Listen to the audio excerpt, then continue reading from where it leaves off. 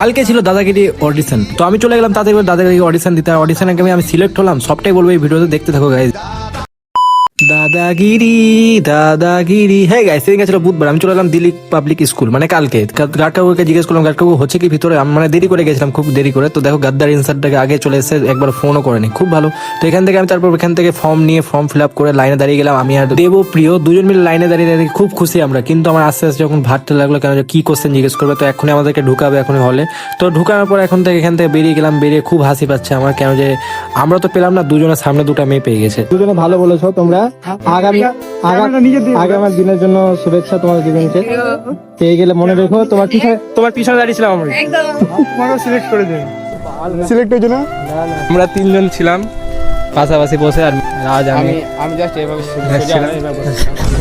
Guys বলেছি, আমি সত্যিই বলেছি। আমি একবার ডান্সে যখন অডিশন দিয়েছি জি বাংলায় হয় দাদাগিরি, তো আমি ওটাই সত্যিই বলেছি, মন থেকে বলেছি। কোনো আমার বানিয়ে আসছিল না ভাই, ওই টাইম আর বানিয়ে কোনো কিছু আসছিল না, যা আসছিল মন থেকে।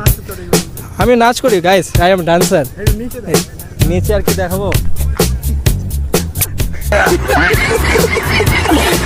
কিন্তু আছি আর সবাই কিন্তু গেছি, আর তার মধ্যে থেকে একজন মনে হয় সিলেক্ট হয়েছে। এটা হচ্ছে তেলের ব্যবসা গাইস, তেলের ব্যবসা একদম। তো নারকেল তেল কত করে দিচ্ছ তুমি?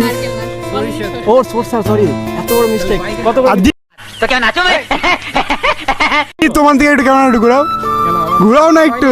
আরে এই যে দীপ যে এ হালকার মধ্যে সিলেক্ট হয়েছে আমার মনে হয়। তুমি কোথায় লুকাচ্ছ? আমি লুকাচ্ছি না ভাই, আমি সত্যি বলছি হয়নি। সিলেক্ট হয়েছে,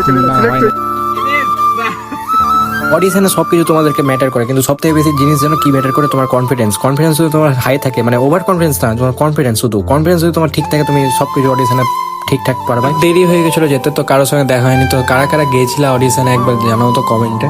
যেমন জিজ্ঞেস করে তুমি দাদাগিরি দিতে কেন যেতে চাও, আমি এটার কোনো অ্যান্সার দিতে পারিনি। আমার বলেছে নাচ কেন করতে চাও, আমি বলেছি দেবের জন্য। গাইস আমি ছোটবেলা দেবের জন্যই আমি নাচটা শুরু করি। তো দেখা যাক কি হয় এখন, দেব যা যেটা চাইবে। দেবদা তুমি দেখো ভিডিওটা, আর দাদাগিরিতে আসবো, যদি হয় তো দেখা হবে। আজকের জন্য একটু টাটা।